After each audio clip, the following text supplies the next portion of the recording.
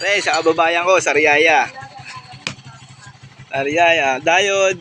Ito po yung kanyang negative. Sa kanyang capacitor po, ito pong may negative na nakasulat.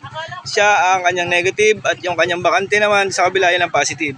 Ang diode, ang kabit ay hindi dito sa negative kundi sa positive ang kabit po niya. Tatama natin to.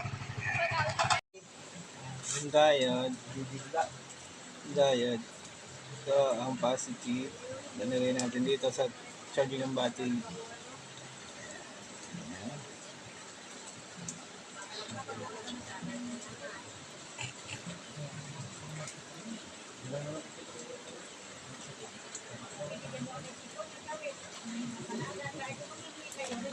Tapos capacitor, negative. Ito ang positive, itong kapalang side dito po yan.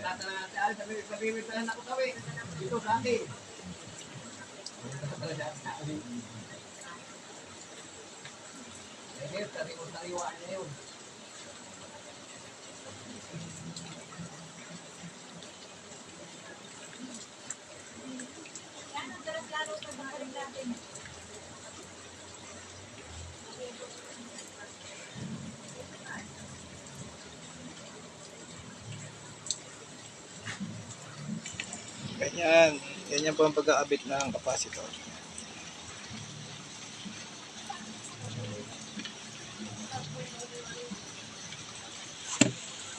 Galing na pala yun. Reading na po natin, nakakabit na. Reading naman po natin kung anong reading. Ito po, negative.